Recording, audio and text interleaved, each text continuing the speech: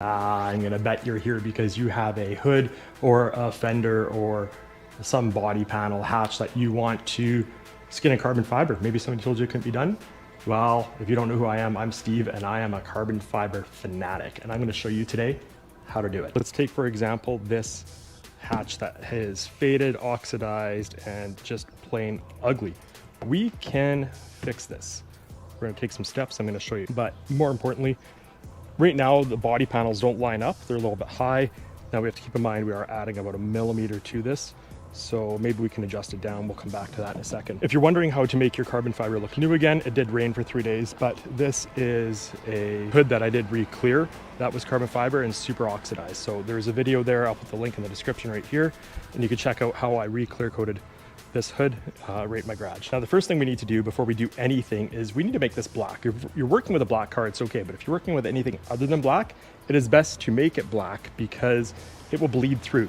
Now, you can use an aerosol and spray paint it. I don't recommend it because it can bleed through. So we're gonna make this black. First step is we're gonna hit this with something really aggressive, probably a 40 or 80 grit, and we're gonna drape some plastic over here to protect the rest of the paint. And what I've got here is just some standard, cheap, thin painter's plastic. Nothing fancy, but does the job. I'm gonna put it just like this.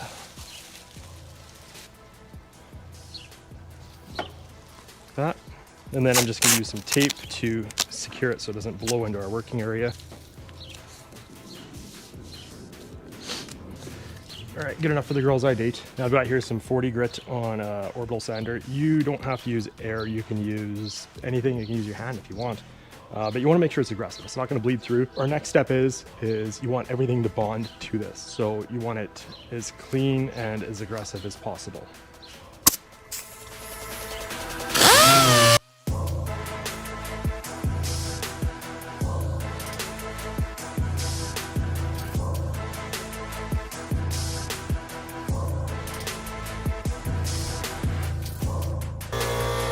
Something like that.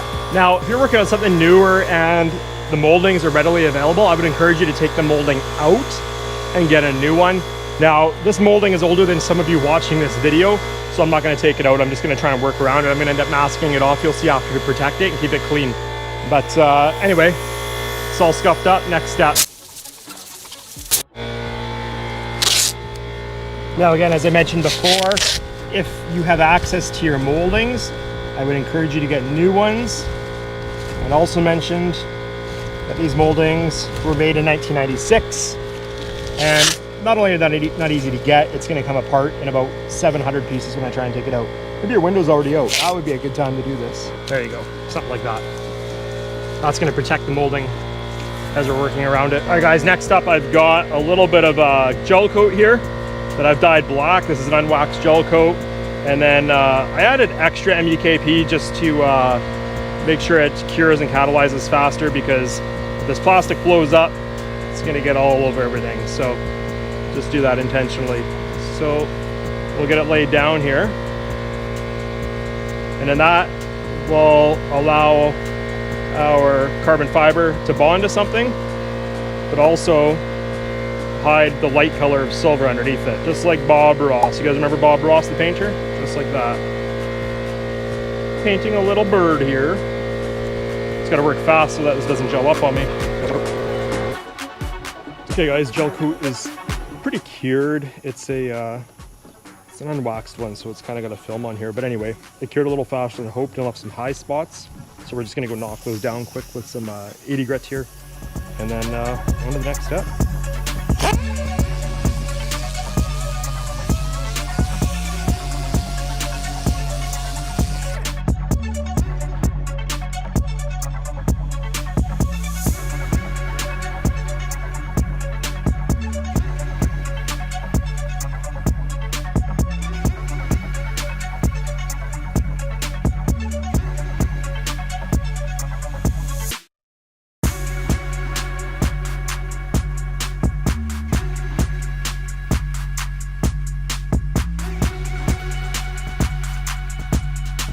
What I'm gonna do next is I'm gonna peel this tape off, and I'm gonna retape it just to make sure we have a good sharp line of where the gel coat was, because we don't want to build it up too tall or we're gonna have a major issue with it looking goofier than it already does.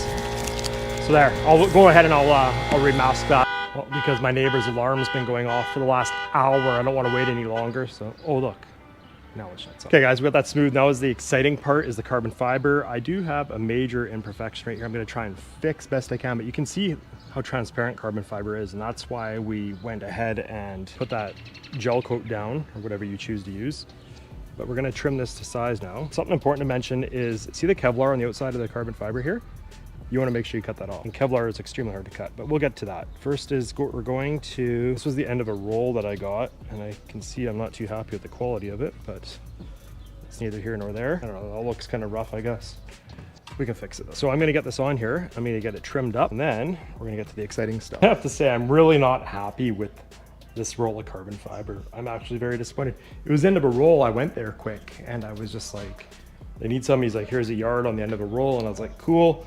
But it is not cut straight. It's actually cut terribly, all messed up everywhere. Honestly, I'm probably gonna make this video and just take it off, sand it off, because like, it's bad, but whatever. Whatever, we're this far into it.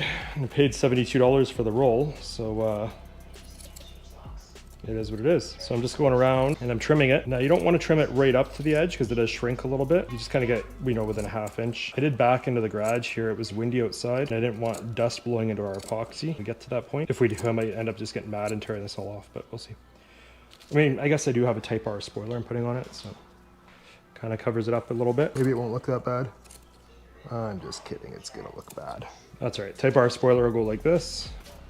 Maybe you won't see it that much. Oh, yeah, it wasn't cut straight too. I don't know if I mentioned that. It didn't matter how I tried to angle it. I'm gonna have to piece it together over here too. So that's awesome. I'm just gonna go around and finish cutting this, and I'll see you guys in a few minutes. I'm actually super annoyed by the quality of this carbon because it takes me the same amount of work, if not more, to work with it. Hey, bud. Can we make popcorn? No, I think Mom wants to go out for dinner tonight for Jaren's graduation, but I'll talk to her when she gets home. Only one popcorn. Oh, okay. Okay, so the key is here. You want to get it under the molding. And when you're working with a molding, it's 20-something years old. It'll be interesting, but we're going to win. Like I said, if you have a molding readily available or a newer car, I'd recommend pulling it out and save yourself. I'd also recommend that when you get your carbon, you check it so you don't end up in the same boat as me. Usually I'm there when they're rolling it, but this day I wasn't. Okay, so I'm just mixing up this product called vinyl ester resin. It's basically a hybrid epoxy polyurethane. And I like it because it's a lot more cost effective when you're making a lot of this in big quantities.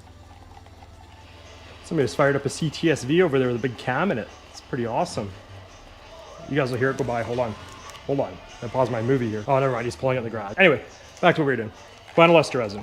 So it's a hybrid polyester. So I like it because it's a lot more cost effective. And when you're doing lots of this stuff, it makes a difference. We're gonna lightly brush it on here, and then we're gonna wait a couple hours, and we're gonna lightly brush some more on, then we're gonna wait a couple hours, and we're gonna do it a third time, and then we're gonna sand it. In between coats though, you'll see we're gonna go and trim around the edges and just keep everything as clean as we can as we go. Let's party. You don't wanna use too much pressure, almost no pressure, because there's nothing holding this down, and it's just gonna pull away if you use too much. And I didn't put tape down on there because I was tucking it under there, so we're just gonna get it up close to that edge. This is actually probably gonna look like shit when I'm done. I'm really not impressed with this carbon fiber. It actually pisses me off. I'm tempted to just tear it off here, but I'm not gonna be a whiny bitch. I'm not gonna be a whiny bitch about it as I whine about it.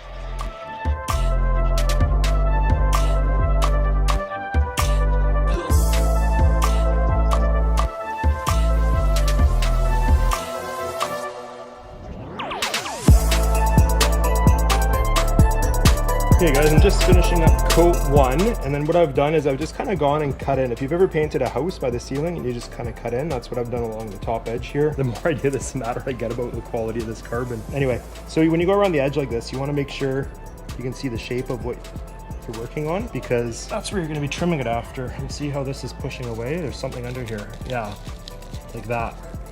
Exactly. You don't want to use too much epoxy. It absorbs a lot more than you think. The best way to do this is actually to let it soak through. So you lay the epoxy down and then you put the carbon on it. Problem with that on this particular situation is you have to push it under the molding. So you can't really do that very good. Okay, I'm gonna let this vinyl ester resin cure for a few hours and get on the second coat, and then I'll see you guys when I'm done that.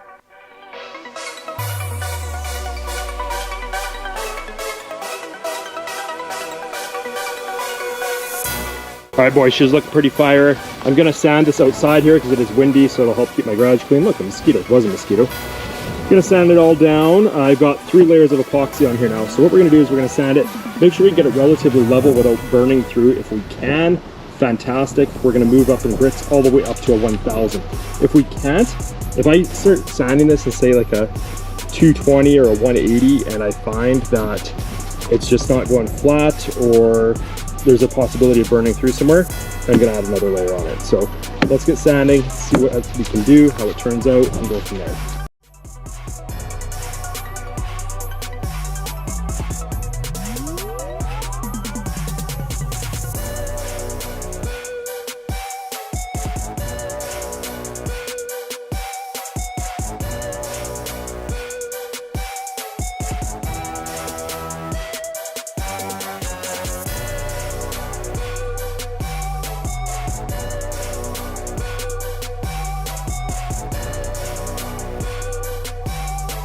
Okay, so something like that is what I've done. I've gone ahead, I've sanded it in 400, well sorry, backing up, I started a little rougher. I started at 120, I went to 240, then I jumped to a 400, and then I finished it in a 600, which isn't great, but I'm not too picky about it. I mean, look at the car, right? Well, beggars can't be choosers. Okay, so next up what I'm gonna do is I'm gonna clear coat it. Typically I'd use an HLVP gun, but this is a small area, so today I'm just gonna use an aerosol rattle can. I'm gonna put plastic all over this, protect everything as much as I can. That white stuff is just residue from wet sanding that. We do have some low spots. If a guy wanted to fix these, he would just go ahead and put another layer on. Again, I'm not too picky, and I plan on putting the Type R spoiler on it, which is gonna block all of that anyway, block a lot anyway. So let's get to it.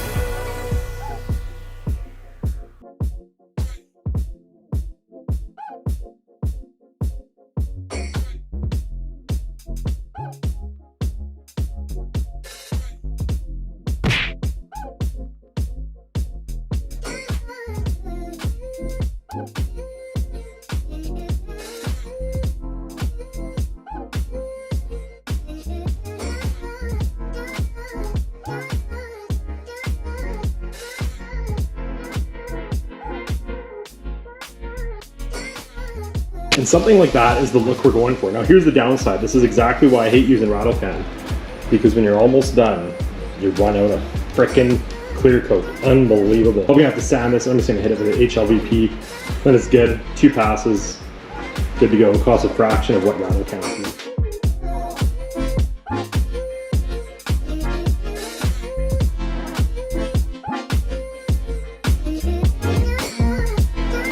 There, and after I went over it with the HLVP gun, because I made 2 passes and it's significantly better, other than there's some dust in it now. God damn it, this can't work. All right, anyway, that's it.